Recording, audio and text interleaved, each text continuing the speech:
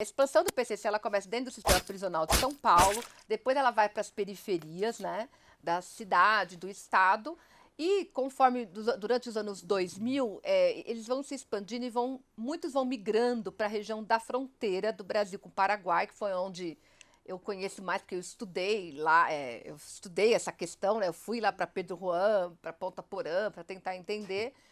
É, só que foi migrando muita gente, tanto migrando para ir para lá fazer o trabalho para o PCC ali, né, para eliminar intermediário, quanto migrando para fugir da polícia, tá foragido e vai migrando para o Paraguai para fugir. E lá, foragido, era um país que era muito mais fácil você ficar como foragido. Hoje tem até um pouco mais de controle, eles tentam, né, enfim, identificar isso mais, mas ainda assim é mais fácil você ficar foragido no Paraguai do que no Brasil. Enfim, com essa questão foi migrando muita gente para lá, para o Paraguai.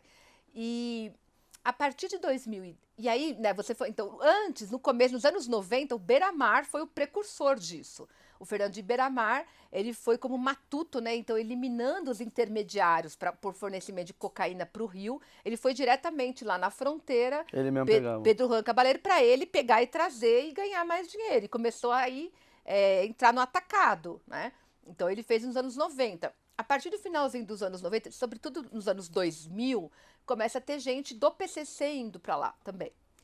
Eu identifiquei uma carta de 2008, até acho que fala nesse livro aí que eu escrevi com o Bruno, né, na guerra, de um preso, uma carta que foi até publicada, sei lá, no jornal, acho, no Estadão, uma carta não, um relatório, que quando a polícia prendeu, né, essa pessoa, ele estava com esse relatório, que ele conta que em 2008 ele foi lá no caso para Bolívia, fazer negócios em nome do PCC.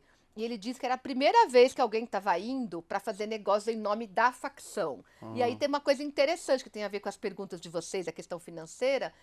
Uma coisa eles chamam são os negócios individuais. O seu negócio de cocaína. Outra coisa é o do PCC. Na prática, isso é muito liminar, é muito difícil de se separar e é muito arriscado também passar de um para o outro, Sim. né? Pôr o pezinho aqui. Mas, na verdade, existe. Os integrantes da sintonia final do PCC, a grande maioria deles fazem negócio, são grandes empresários, eles. E, ao mesmo tempo, eles trabalham para o PCC. De vez em quando isso dá um ruído, como aconteceu com a execução. Não sei se vocês lembram quando foi morto o GG do Mangue e o Paca em 2018. Foi quando a gente está discriminando, a gente está tentando terminar de escrever o livro e acontecendo essas coisas. Caramba, e a gente. Você, tipo, não vai acabar Enfim, nunca. não, tem uma hora que chega, né? Porque ficou um vai e vem e Mas você me mata falou um, uma coisa mata que é outro. curiosa, que é tipo assim, existem, sei lá, empresários, assim. Onde estão esses caras? O PCC, vamos lá. Porque as pessoas imaginam que o PCC é um cara que tá dentro do presídio, Pra mim também tinha. com a camisa de time de futebol, um gorrinho, comandando. Aonde tá esses caras? Porque assim, eu vou fazer uma outra pergunta, para ficar mais fácil. É um montante de dinheiro absurdo. O tráfico, armas, dinheiro, drogas, tal. Você precisa lavar esse dinheiro de alguma maneira, né? Porque você vai fazer lá, comprar um apartamento, comprar uma casa, tal. E vai pra onde esse dinheiro? Onde você vê assim que esses caras são empresários, muitos deles? O cara trabalha no ramo da música, aí ele financia uma dupla sertaneja. Tem muito esse rolê? Nas Futebol. minhas pesquisas, a parte da lavagem de dinheiro foi a que eu menos, digamos assim, aprofundei, porque é a parte mais difícil, né? E também porque a minha pesquisa focou mais na prisão. Mas eu diria que então o PCC, eu acho que a base dele são as pessoas que estão lá no presídio. Essa digamos, é a parte, é a essência, o núcleo, vai. Agora, tem algumas pessoas que tiveram uma ascensão social, que foram ganhando dinheiro, foram enriquecendo, foram saindo das quebradas, foram morando em condomínios de luxo, já foram presos, por exemplo, em Alphaville, em bairros de luxo. Só que eu diria que é um ou outro, mas existe sim.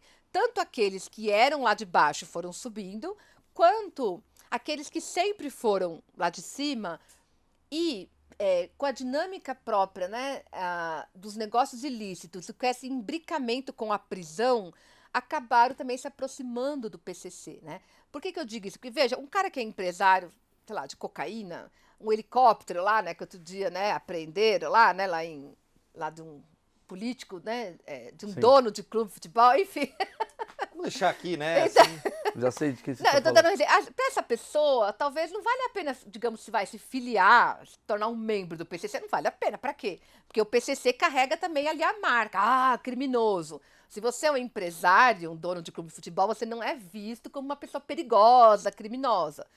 Mas, né, eu acho que conforme foi aumentando as pessoas presas, inclusive grandes empresários que não tinham nada a ver com o PCC, foram caindo no sistema prisional, não são, a maioria dos presos são pequenos, né, são pé Sim. rapado, mas alguns foram caindo. Na minha interpretação, isso foi embolando esses dois universos, é, que antes eram separados, sim. eles foram cada vez mais se embolando mais. Ou seja, né, o que eu quero dizer é que a prisão, ela um pouco que reuniu os empresários que também atuavam no tráfico com os pé rapado, porque o PCC domina a prisão. Então eu digo, você é um cara famoso aí, tudo bem, você não quer nada a ver comigo, você não quer nada com o PCC, né? Só que agora você está aqui no presídio. Você precisa de Você quer ser nosso proteção. comediante? Então, Você quer fazer um stand-upinho aqui na Caraca, cadeia? velho. isso aí. Aí de repente eu E tô até entrando bom, é porque eles iam, né? Porque não tem muito lazer ali. Eu ia já ser- falei com o Mal sobre. A gente acha, eu Mal, eu acho que tu acha ainda, né? Que legalizar as drogas pra grandes facções seria ruim. Você já conversou com ele sobre isso? Você sabe alguma coisa? Olha, eu nunca conversei acho que sobre isso, não. Mas o que eu lembro que eu perguntava, às vezes as pessoas, né, falam muito, tinha que melhorar o sistema prisional para acabar com as facções, ou tinha que. Eu mesmo, né? Tem que. Para começar a pensar em acabar, tem que reduzir a quantidade de pessoas presas, né? Enfim, eu acho que isso é um passo. E para reduzir, acho que uma política de drogas que não seja através do viés proibicionista seria um dos caminhos para essa redução. porque é muita gente que vai presa por causa de um cigarro Cerca de de maconha. 30%, né? As mulheres, chega a 60% Que das isso. mulheres presas estão presas por tráfico de drogas. E as mulheres, majoritariamente, é o pequeno, é dentro de casa, é aquela coisa muito pequena, né? Enfim, então eu acho que esse seria um caminho. Mas uma vez eu perguntei para um preso, e aí, né? Então, aí acabar com o PCC? Ele falou, não, eu acho que tinha que. Acabar não vai. Ele falou, acabar não, porque a gente já tem nosso espaço agora, a gente não quer abrir mão do nosso espaço. Ou seja, está dizendo, não vem com essa história, vamos melhorar para acabar com o PCC. Acabar, a gente não quer acabar, a gente quer continuar. Agora, eu acho que do ponto de vista da política pública, né, se a gente tivesse, de fato, um Estado interessado, né, em reduzir, acabar não dá para dizer, mas pelo menos reduzir o poder o armamento, o poder de impor a violência, né, desses grupos, eu acho que tinha que começar a partir daí. Então, por exemplo, política de drogas. Vamos pensar numa política que envolva a prevenção, como se fez com o cigarro, que o Brasil foi um sucesso, né, de reduzir o consumo de cigarro pela prevenção. Saúde, quem é dependente químico, vamos fazer um tratamento ali, pegar esse pessoal da Cracolândia e de outras que sejam dependentes, mas não internar à força nessas clínicas, mas fazer um trabalho baseado ali na saúde, né? E também nas escolas, um trabalho. E a regulamentação. Ou seja, também não é o vender, assim, né, a venda discriminada, regulamentar. Eu acho que isso, eu não sou uma especialista nisso, né? Eu sei que tem muita gente que discute isso, mas eu acho que não tenho certeza se isso também daria certo, acho que não é assim uma solução mágica, mas eu acho que seria um caminho a ser Sim. tentado, que a gente não tentou, o É outro não contenção deu de certo. riscos, como diria lá o amigo que a gente entrevistou. O Igor. Que é contenção de danos. Isso, redução de danos, Redução eles de chamam, danos. né?